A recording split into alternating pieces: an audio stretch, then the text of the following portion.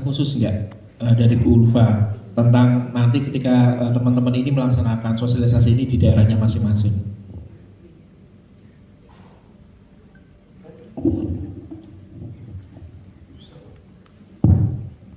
Baik, terima kasih Mas Rizky, Bapak dan Ibu sekalian, mohon izin.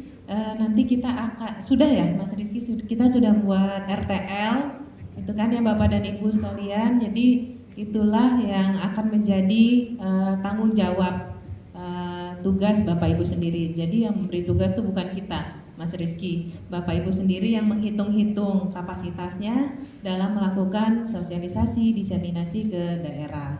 Harapannya dengan kita mensosialisasikan kompetensi ini, tadi kita membantu pilot yang tadi, autopilot tadi menjalankan tugasnya gitu ya Pak Agus. Jadi nggak nganggur gitu ya. Kompetensi ini bisa menunjang tadi pencapaian pilot kopilot tadi, pencapaian pengawas sekolah di lapangan. Untuk apa? Untuk apa Mas Bukik? Kinerjanya pengawas sekolah, kinerja yang kepala sekolah untuk mencapai apa? Ya, tetap peningkatan pembelajaran gitu ya.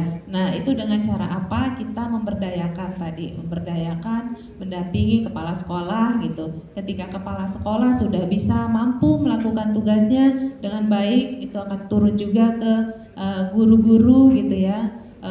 Kemudian terciptalah harapannya nanti ekosistem pendidikan kita akan semakin maju gitu ya, dan juga semakin berkualitas. Ujungnya anak didik kita yang akan bahagia gitu ya Bapak dan Ibu. Bukan hanya kita tapi anak didik kita yang bahagia, maka Indonesia nanti akan terang.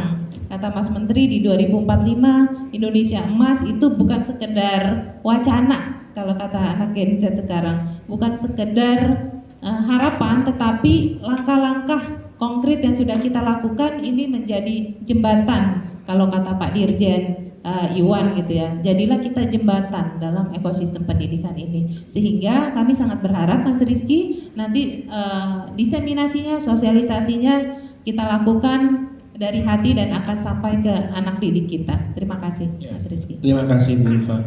Ini juga salah satu yang sering saya baca ya di sosial media teman-teman semuanya tentang kami sudah mencoba membuat kelas menjadi sedemikian rupa, tapi tiba-tiba pengawas bilang kayak gini, pengawas bilang kayak gitu, akhirnya susah melakukan perubahan. Harapannya dengan adanya sosialisasi ini, harapannya dengan Bapak Ibu nanti melakukan kegiatan-kegiatan di daerahnya, transformasi ini benar-benar terjadi ya teman-teman semuanya. Oke, mungkin saya ke Bu Karti sekarang. Bu Karti, apa perbedaan dari Pertijen 4831 dan 7328? Dan jika saling berkaitan, apa hal penting yang perlu diingat dari kedua pertijen itu? Iya nih sepertinya. Ini ujian dokter ya, disertasi. Aduh, saya ingin berdiri aja deh supaya kelihatan ya. Kayaknya duduk di sini nggak kelihatan. Jadi begini, Ibu Bapak sekalian. Kalau Bapak Ibu amati ya, 4831 kan keluar lebih dulu ya. Kemudian baru muncul 7328. Gitu ya.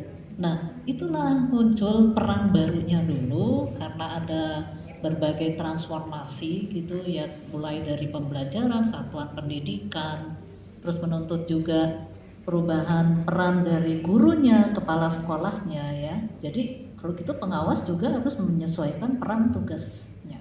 Ya. Nah, ketika peran tugas itu sudah dirumuskan di dalam tadi berapa? 4831 ya.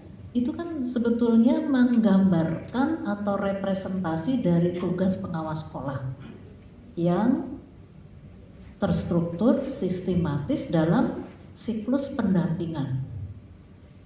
Gitu ya, Bapak Ibu ya. Nah, siklus pendampingan sendiri itu ada 4 tahap. Coba Bapak renungkan dari hari ini kita belajar ya, 7328 itu sebetulnya muncul itu kompetensi-kompetensinya di setiap tahapan siklus itu. Betul ya? Coba direnungkan, oh iya ya, di tahap perencanaan seperti apa. Yang paling nyata itu di profesional sebenarnya Mas Buki. Karena di situ ada perencanaan untuk pengembangan diri kepala sekolah, ya. Terus juga implementasi kebijakan. Terus ketika kompetensi sosial itu apa? Itu jadi sebetulnya muncul semuanya di situ Bapak Ibu. Jadi kalau ditanya hal penting apa, itu yang sebetulnya tadi sudah disampaikan Pak Agus, ya, bahwa untuk menuju kinerja, keberhasilan kinerja, kalau Mas Buki tadi mengatakan kinerja siapa? Kinerja Dinas Pendidikan. Karena kalau kinerja itu pasti top down Bapak Ibu. Sasarannya itu pasti top down. Tapi begitu kinerja itu bottom up. Ditarik begitu kan ya. Nah, kinerja Dinas Pendidikan itu adalah juga merupakan bagian dari representasinya adalah kinerja di satuan pendidikan. Sedangkan tugas pengawas sekolah adalah menjadi pendamping kepala sekolah, yaitu pendamping pada satuan pendidikannya itu sendiri. Ya, jadi dari jumlah sekolah dampingan itulah yang akan mendorong kinerja dari dinas pendidikan. Jadi hal penting apa itu saling terkait. Ya, tadi Pak Agus sudah menjelaskan dengan ilustrasi yang mudah dipahami. Jadi kompetensi ini kompetensi teknis ya Bapak Ibu ya. Modelkom ini kompetensi teknis. Dan nanti akan ada lagi secara lengkapnya rujukan dari Permen-Pan 38 2017 ya Mbak ya, tentang